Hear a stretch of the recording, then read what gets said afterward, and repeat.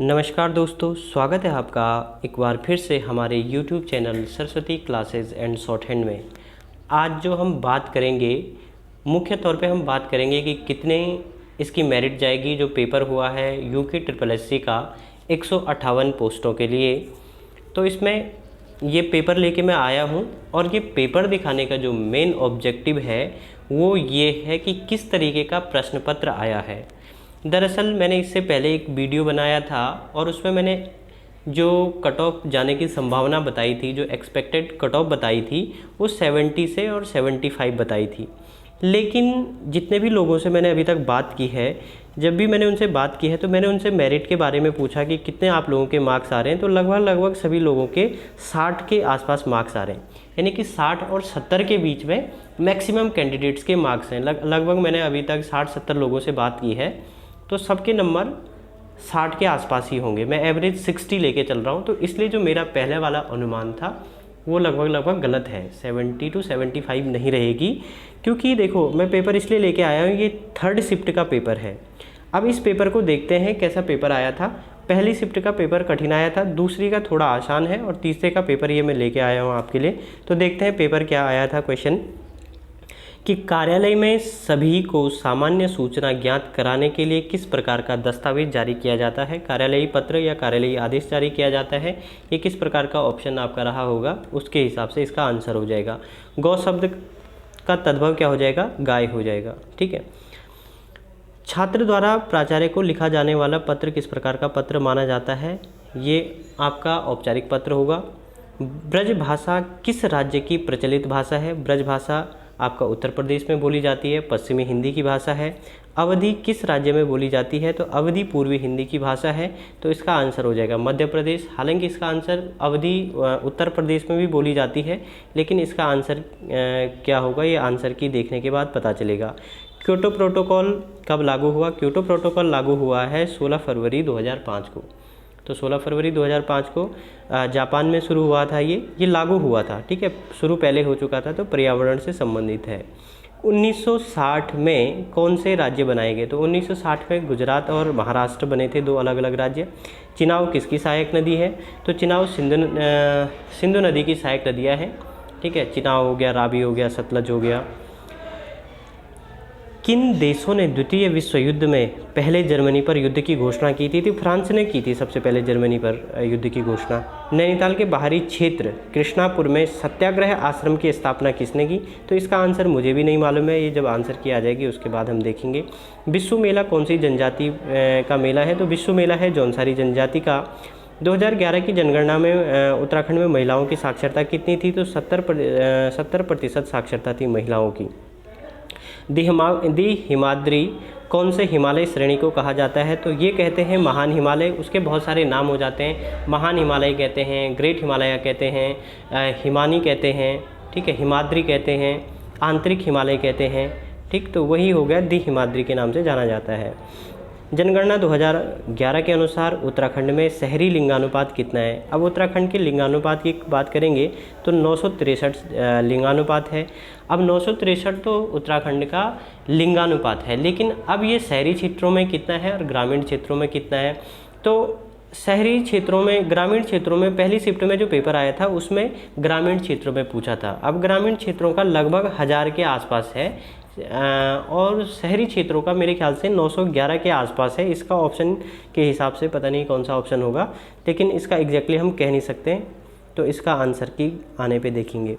भारत का हरा स्वर्ग किसे कहा जाता है, तो इसमें ऑप्शन थे झिलमिल, अस्कोट, पवलगढ़ और बिनोग, तो इसका आंसर भी आंसर की आने के बाद हम देखेंगे।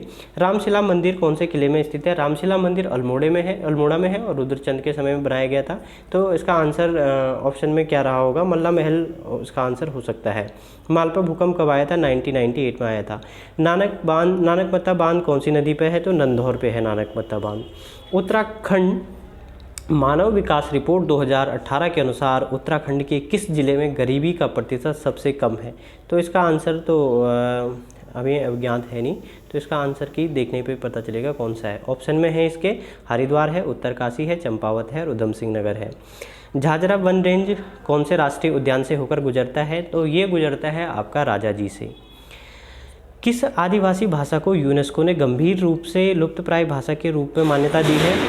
तो अगर भाषा की बात करेंगे तो इसमें ऑप्शन शायद राजी, बोक्सा, थारू इस तरीके के ऑप्शन थे।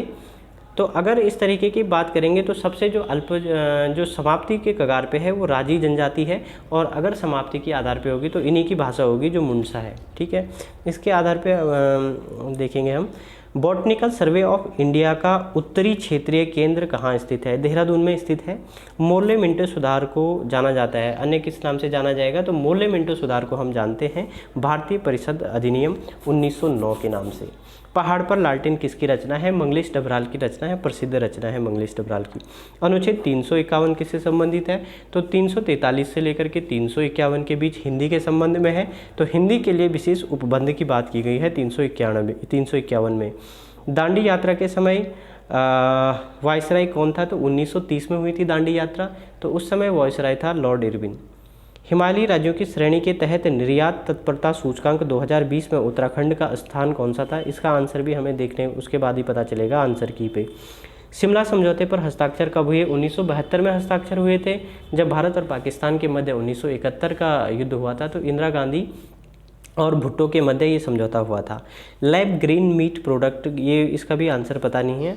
और पहाड़ियों की रानी का उपनाम किसे है? तो पहाड़ों की रानी तो मसूरी को कहते हैं, लेकिन यहाँ पे स्पेशली पहाड़ियों की रानी कहा गया है, तो इसका आंसर रानीखेत या नैनीताल में एक हो सकता है। तो ये जब आंसर की आएगी तब पता चलेगा। अब देखिए, ये प्रश्न पत्र देने का जो मेरा बताने का उद्देश्य ये था कि ऐसे कई क्वेश्चन हैं जिनके उत्तर हमें आज तक नहीं मालूम है, और ये किसी किताबों में भी हमें देखने को नहीं मिलेगा, क्योंकि मैक्सिमम कैंडिडेट के मार्क्स क्या हो रहे हैं कि 60 और 70 के आसपास हैं। तो इससे सारे लोग अपने आप को परेशान, सभी को यही लग रहा है कि हमारा नाम नहीं आएगा।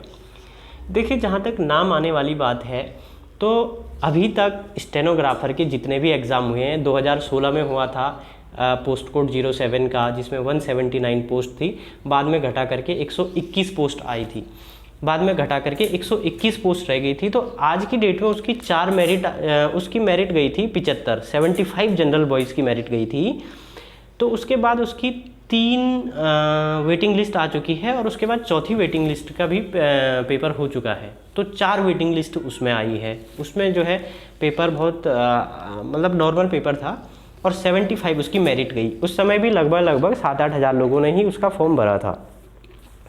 उसके बाद 28 अक्टूबर वाला है जो कोर्ट में अटका हुआ है। काफ़ी बच्चों का उसमें सिलेक्शन भी हो चुका है जिन्होंने इसमें दिया है। 158 में उन बच्चों ने भी दिया है, क्योंकि कोर्ट में अटका हुआ है तो उन बेचारों को ज्वाइनिंग नहीं मिली है, उस वजह से वो अटका हुआ है। तो उनका भी एग्ज़ाम था 158 वाले में।